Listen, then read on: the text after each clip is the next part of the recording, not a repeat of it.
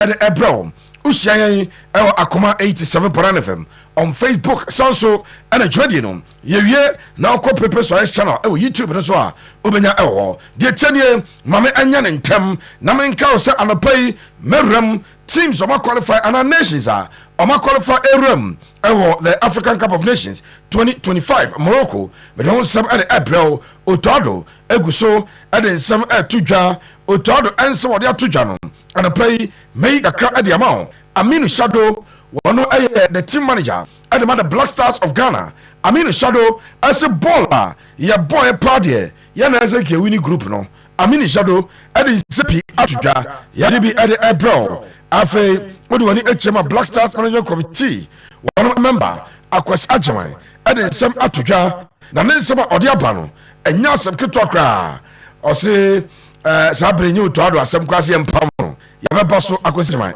ne some ha like at the Yaba oso to ado enya de ase empam no Emmanuel Ajamabadu at the some Atuja exclusively ha Alhaji Abdul Karim Cruiser what the Biaba former GFA Vice President George Akwesi Free one also added Samaba and Tianopedia Black Stars a disappointment no ebeme agina Black Stars near ya Jumani P Edia Fio Edia Mawa enya sabketwa na anopei me the Filas Brown of course Asante Kotoko and some Asante Kotoko Filas Ebutuho Coach Prosperity Ogum one of them ranchen a secret meeting be a day in film abaye after management about 7 players Asante Kotoko atagetiamo for the second round but the one some ababa players nibi Kotoko and your mawi mema Filas Afrio had to folk of course coach anything Adi Abubakar Watara targeted so benya the fourth consecutive win ni nyina na ayen sama anapay ya boano ene de bro live ewa koma 87.9 FM mamenso seminasi na me pacho all is set for Morocco 2025 African Cup of Nations ya araba so Morocco the year 2025 no idea all is set na qualified nations in any Morocco a host one wa qualified da ya obe hosti Burkina Faso wamo ebe tournament remo Sanso and Cameroon Algeria Democratic Republic of Congo the Teranga Lions of Senegal the Pharaohs of Egypt the Oko Angola obenya the Palancras Negras of Angola Equatorial Guinea the Elephant of La Côte d'Ivoire Afe Gabon for a baby the Cranes of Uganda the Bafana of South Africa the Carthage Eagles of Tunisia Sanso the Super Eagles of Nigeria Yamkwenim obenya the Lions of Mali nienya the Chipolopolo of Zambia Zimbabwe one of baby Comoros baby after the Jenny of Falcon of Sudan one baby the Squirrels of Benin Tanzania Botswana and Mozambique 25 nations and Maboso Adiamano Morocco Burkina Faso Cameroon Algeria Democratic Republic of Congo Senegal Egypt Angola Equatorial Guinea Ivory Coast and La Côte d'Ivoire Afe Gabon Uganda South Africa Tunisia Nigeria Mali Zambia Zimbabwe Comoros Sudan Benin Tanzania Botswana and Mozambique way amai mako aduonu mienu 24 nations kaise Morocco a host now make up Black Stars head coach Otto say we should have performed better in the qualifiers but strongly believe say they will bounce back strongly now very soon no our World Cup qualifiers no ya bomode Otto echirema ono ojiri say ke bomode eche de boy no nemum enche bia we will bounce back. I see things always difficult and different because especially if I see the matches, it's a results board, so at the end, especially those who didn't see our matches will call for whatever. But me from outside, if I lose a football match, I'm not like if somebody lose or they play bad. I'm not like that. So I'm accessing games differently. And football is sometimes like that, it's bad luck, but at the end, I'm very disappointed. That's true, and I can understand everybody who's disappointed or maybe angry. You know, it shouldn't be to a certain extent. It's disappointing, and at the end, we have to be doing better. As a coach, as an assistant coach, but also as a player, and I know Ghana will come back strong. I'm very sure. I know a lot of people think without me. It's all in my hands, but until I'm here, I will give everything. This is how I grew up. This is how I made it as a professional. This is what I can do. Otto na onyanka ne surely na baba eno de odim kache bibia surely Otto se yam fa ntodwa se ensa job for muntie o adwuma de mamo ensa job for more responsibility se mu protect players no se mu protect players from attacks se na baya ye from bi o menya confidence ade aba na players most of them new into the protect mo ne German kofo twama da pa ebe se de ebia next time from munya conference on the but menteze Ghana ni bia kasa about players o wo Otto one FN yes mo asa mo resign. There were some positives, especially with players who haven't played but did well today, and this is what we can take out. And surely everybody's disappointed. We know even if we would have played draw or if we wouldn't change anything, but for the energy level of the country, for the energy level of our players, it would have been at least good to equalize or to play draw. But today was, in this case, in terms of the result, was not our day. I would really like everyone to surely stay peaceful, to not attack the players if possible. For me, I don't know, but I have the feeling that something sometimes in certain situations goes into their head, and you have the power, the media have the power to control the narrative of games, not only by the results, and you have the narrative and you have the power to lift somebody up. Somebody can, even if, let's say, somebody did something bad, you have the power to write something good so that the guy gets away with everything. And you have also the power to let's say, to a good guy to write him down like that. If you go mean, you can do it, you could continue, it's okay. This is normal, the results are not okay. But the players are really busy to leave them alone, they give their all. I know I coach Otto. Finally, Otto say, and your boy or some no bezo be coffee. And I say, hey, coach, now coffee better, no say her. Or no Otto coffee, or drew yepe, none of your mano musu. Omususa say, and the uncle for the year results near the no. It Otto say, if you grano, Sabacrozo, we no sorry. If you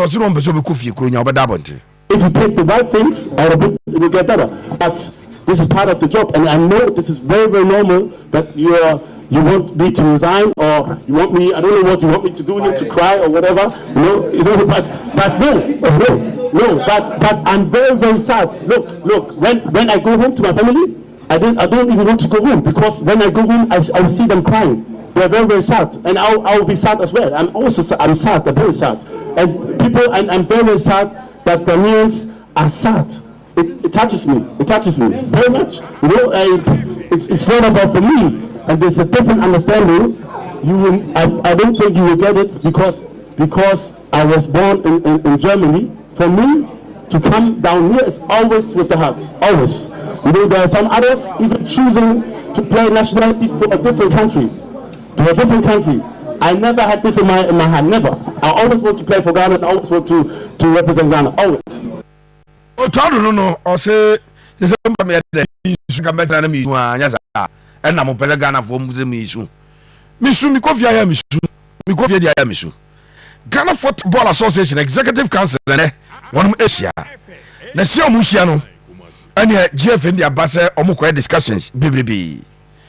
Wamo ebe kasa e dia fa Black Stars AFCON qualification young qualified on wamo ebe discuss about Otto ono so ni performance sabe for wade ababe Ghana djuma ama Ghana young qualified for the AFCON first time in 20 years on be discuss omo ya omo so mama report all the various national teams e man mema eti mema under 17 mema under 20 mema under 23 mema omo si local Black Stars no Black Galaxies omo ka wansem omu ya ema no ombeka hwasem afi omu ba beka ema football ene Immortal Guinness women football ne ade ni nyina omu so bedi hu nkomo etu ram e Ghana Football Association ene nyame adoma the executive council the ESCO na se me fa se ka we board meeting and ekoso no wo mo ekwa kuhia no makwa kudin komo no mo enkomo diem no wo mo ade nsem pii na akoto dwo mo wi a wo mo ebe issue a press release anase bia wo be chance nchofo na pokrom ko boy no wo mo asanim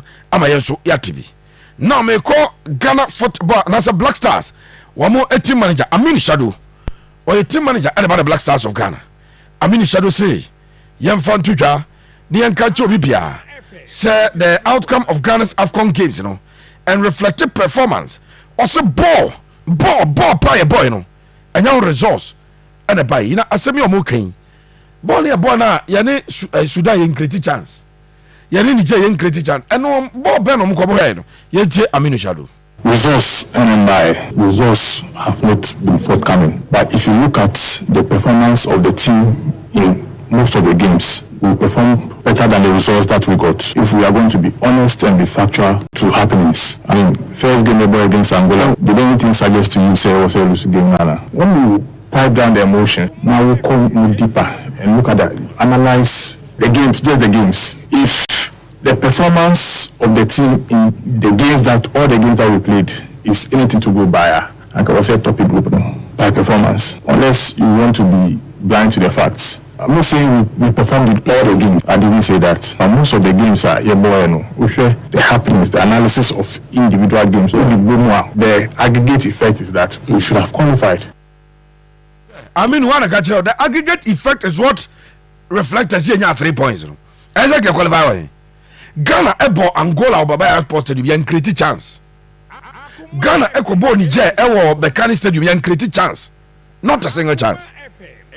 Yebebo Sudan, that is the only gamer as a Ghanaian, as a football analyst, as a pundit of the game. Metwaka Zabon they need deserve to win. Yekosia Sudan ewo Benghazi, Libya on chance ben you create was a performance no. Ena yene Angola kobo draw. And the Ababa Trokania say by performance we should have qualified. The aggregate effect is that we should have qualified. Munye serious more. Now Amin Shadow say results alone no yet to be emphasized to be to coach no.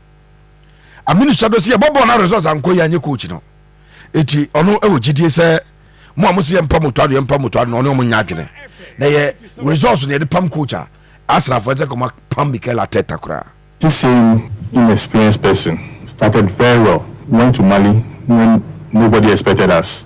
Won in Mali, came to Kumasi. His first games were against Nigeria and Uganda. Didn't win them. Was that a newborn syndrome? And I have seen how these people execute their work. And I've game by game the analysis of every game. If all things being equal, the inexperienced bunch had done enough to amass enough points to qualify us. Results number. The analysis that I made is for people in leadership positions in taking decisions. You don't look only at the results. I had management of a football club. I have sacked coaches before. I have voted for the sacking of coach. All share parameters now. You don't go looking at the results alone. If you go look at the results alone, we'll probably have change of coaches in the Premier League every 5 matches. Anchor, Sada economic coaches have had cause to even study what goes into others. Anka we are Pepe, Uncle Cod first second season, Uncle Cod.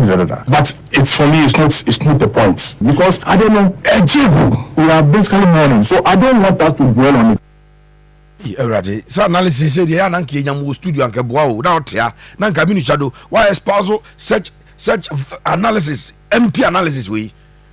Nanka abatipa kabatipa nyansa papa no ko PTA meeting omo tro no kabrofo no dey bo table so eno mbuza nsade no asem no ya mo kasa mo de batwi a mo bo se nyansa pa woni patirim se ka to ye gya ka ba nyansa se be ka kire o se enya results nko a enya results ne mfa de na ever analyze coach my friend yanko yanim na ena de anopa de be se blasters sebna ene yigirem ma free Amin Shadow so Black Stars Management Committee member Opinion did Akwasi Ajiman or say or believe strongly says sacking Otto is not needed at this point in time.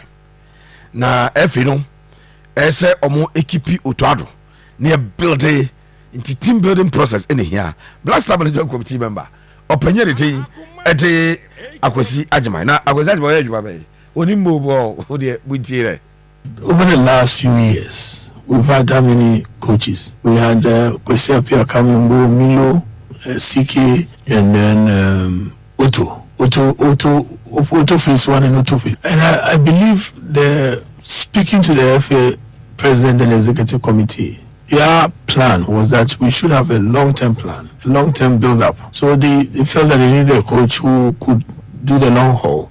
At that time, I think Otto had taken us to the World Cup. He came, he said he had a contract with Dortmund, went back. So he's been brought back to try and build long-term. So if you look at the long-term vision, I think we need that consistency. But football is also about results. And so, but where we are now, where we have in a few months, I think 3 months, we have 2 crucial games against Chad, home and away, I believe, to try and qualify for the World Cup. I don't believe this is the time for that change. I don't believe there's a time for that change. Bema, football, 1 week you cry a time. Football, 1 week at a time. You have 4 months that you could about Chad. Now, nye blaster na maguna and mguase for nye blaster na maguna. E ka Ghana ne Chad ko bogi ma ye dwene ho say we have 2 crucial panini o use crucial. Ghana ne Chad no say crucial games.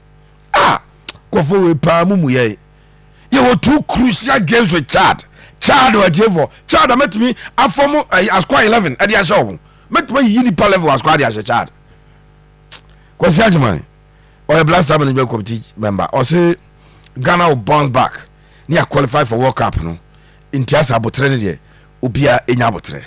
It's quite surprising the performance of the Black Stars in the last few weeks. We're all very worried, but I believe that we need to keep at it. This is not the first time. I always tell people this is not the first time Ghana has been qualified for AFCON, but it shouldn't have happened this time. But 2004, we didn't go to AFCON. But 2006, 2 years later, we went to our first World Cup. So I believe strongly that even with the setback that has happened, we will be able to qualify for the World Cup. I think we need to just hope that there will be proper postmortem of what has gone wrong, why things have happened the way they've happened. Because it's been more like a previous call-up. We went to Mali, we won, and then came back home and won to get our World Cup. You know, when we started the World Cup, qualifying in a very jittery position, but we came in there, we won these 2, and the hopes were high, and then all of a sudden AFCON started, and then boom, there's a slump. So it calls for a reflection, it calls for a proper review of technical, but I believe that we also need that sort of long term, and I believe that the people who are there, they are all football people, they know the sports, and will come clean one day.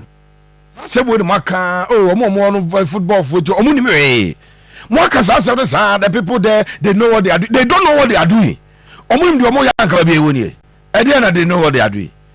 Omuni ndi omo opanyin and they move to baby ye koyanim Emmanuel Ajimabadu Ajingo Bebeto a Black Stars former player na Ajimabadu na ono so da no ato no say Black Stars refili say yenye ne o enye ne ade na say ache na oka na mpanyifo no empese mbeti o si yes ni na Black Stars no aye de aye ni enti Emmanuel Ajimabadu so eno anko na what happened started na what happened they started actually 4 years and a half years ago I say okwa na be match ba ku bia ya ya say team wa ye ya ka say enye ye o bia match ba ku na afa na afa kwa na e be win match ba ku ye say enye ye because when I first born, not everything say a day. If after 3 years, what try for quick solutions and an answer, you need to change the strategy. I will still continue with quick solutions. What's a quick solution? You qualify for a second cup. What's a quick solution? You qualify for World Cup. And the tension in the country will be a World Cup. Answer, we are not ready to go to the second cup. The team is not that too good. You have a good players here, but the team is not that too good to go to AFCON. The CAF, countries in the 16, I could do 24. In Africa, the Nigerian qualifier. We need to admit first. I know Emmanuel Ajimabadu Onyeye. Or say no kwasem say untimi mfa Black Stars problem ni nyina emfa so Otto Addo. Jitum so Otto Addo kan there. Nemum all the problems cannot be attributed to coach Otto Addo. Baby, I don't be so much here. Coaching. Since 2019, the work was here. We have arrived at the speaker corner. Okay, switching. And Otto Addo. 5 solid years, 5 coaches. So that's what you are. You can finish it. Then the problem now, you know, that's what you know. A coach is a problem, and a player here. Then we have not been truthful to ourselves. The issues about the lessons in a boss. So, sir, and now, if you are you should be very humble. Look at your supporters in the same. Therefore, when I'm able to testify, we are creating a quick solution at the arena section about answer. We want to go back to the basics, to the grassroots, to our way from the national team. Let's get from there. It will take you 3 years, 4 years, but we will get there. I know I had Jima, but you may call like Kingston. Timame like Kingston, Bralai. One also a former Blasters player. Now say I know coachy under 17. Now they're gonna for the Kano. I smash them. Enti Yankwai. Now Oran didn't like Kingston. And I say, also Danotum, Yamenteri Utado. It's at this point. So Pam Utadwa. Ebiana Ghana. Your chances at never qualified the Aqua World Cup. Now affect ye. It like Kingston. And at the same way, at the Atuja. For me, at the moment, we shouldn't change anything at the moment. You know, for me, I think Otto is even disappointed in himself, and I believe by now he's trying to ask himself questions about what really happened and what I can do to improve it, what I can do to make sure I bring results to the team. You know, so for me, if we go now and change the coach or the technical team and bring new faces, it will be a disaster. I think we should allow him to at least finish the World Cup qualifiers, and then after that we make decision as a country.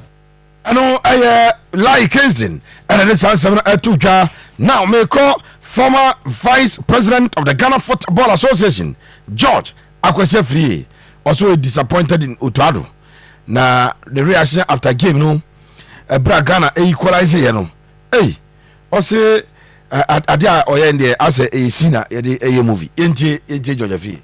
Okay, me Matiama Kwena Oye no podi a legendary. And I'll tell you, I am so shocked. When we should do na me go TV today, Nigeria wa class posted. Wa share in the Attica. You know, to be calm or back news Otto is not running to jubilate, say I qualify for AFCON, and I qualify and I winning World Cup. He's jubilating and equalizer against Nigeria. Wow. Otto ran to the field at a class sports stadium celebrating an equalizer. Jesus Christ. No. The free na order terms Jesus Christ and say Ghana Attica yani Nigeria Attica na coach ose born the baby o maduru pa de hadwe. Now me call Alhaji Abdul Karim Gruza or a chairman or a bankroller or a owner of Kemfaisa Football Club. Na Alhaji Gruza nche bia ye kwa World Cup no a member of the Black Stars Management Committee. Alhaji Gruza say the entire unqualified no poor leadership, selfish leadership from Kotoko. Na nyankron power shada pa na wase Ghana man say o ma yenko wuram na owura na ne tin e de Kotoko ensan emfa blaster qualification to ebia AFCON no ensan fa menum o man sika biem e kan no nyame asevia free sade no administration no na afa personal kunya administration selfish interest administration friend and family administration and I said Ghana football. We are some going now and carrying now okay any agency administration national team and any agency no more and the down for no more no more idea of from via in Nigeria junior or Yana or junior na you qualify say for African nation nkwada no maanti desrese ombeki ni akona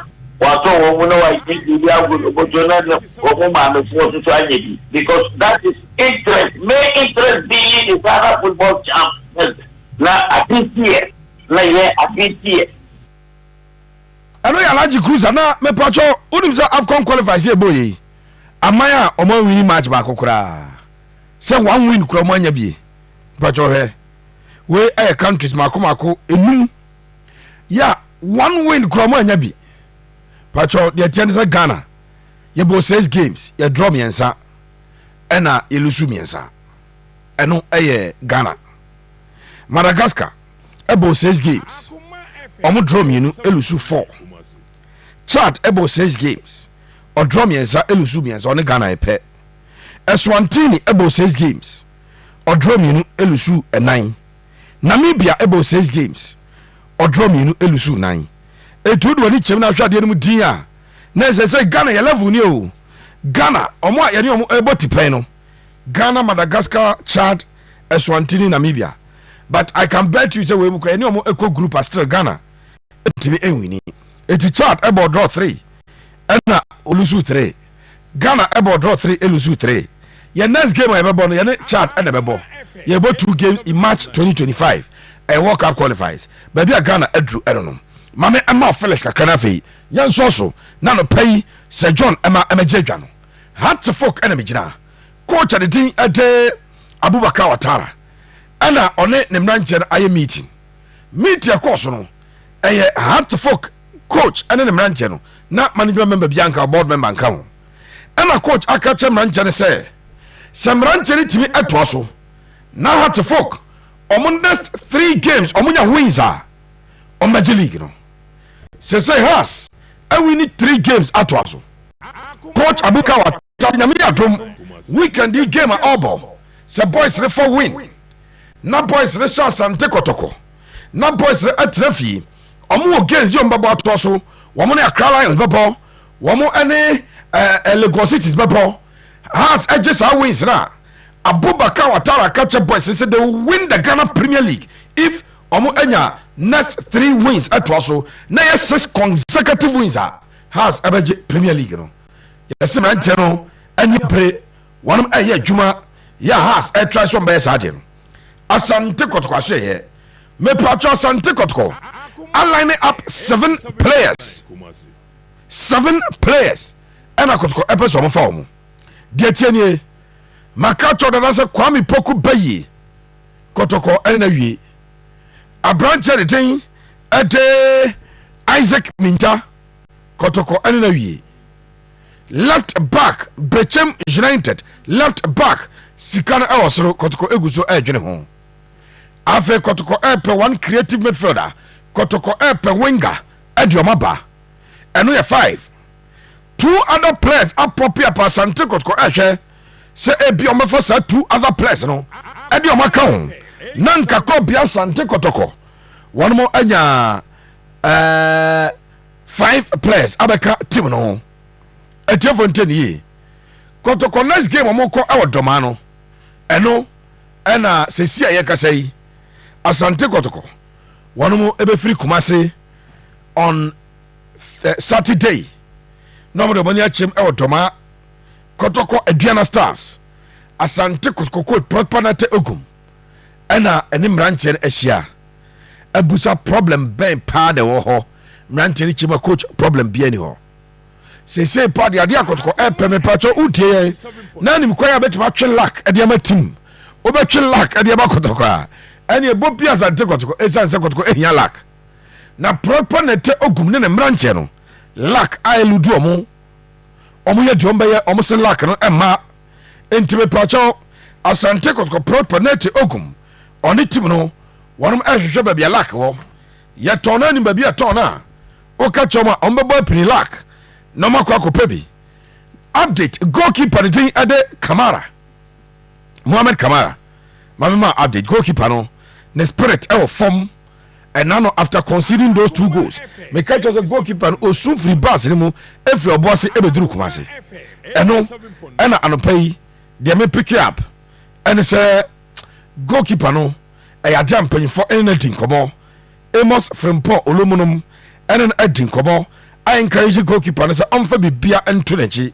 na fe onya ne kakrakra na ne obetimi afa ama enioma tene positively and my goalkeeper edin ede Mohamed Kamara Asante Kotoko so ye onim say players a womo ekọ local black stars as usual asare num ye break ye league ni wie pe no mo de money achem e pram no mo so ekọ akwa preparations e de atwen se enioma be koyi enso e de amomo a we e kakra e free o eba ye don nsem no e de etudwa e de ma Asante Kotoko won echitafo entime pacho Kwame Poku contract a branch de tin e de Isaac Minta contract nyame adoma next month December emranche e sign normal room aba be adwuma e de ma Asante Kotoko won etim na we e kakra e free oba ɛne ɛte ho nsɛm no ɛde ɛto dwa ɛnora ɔmo a wɔpiem ɛwɔ dakogyakye yes aberante de samba onel ndonkani gabani aberante no ɛnso apeke knock kakra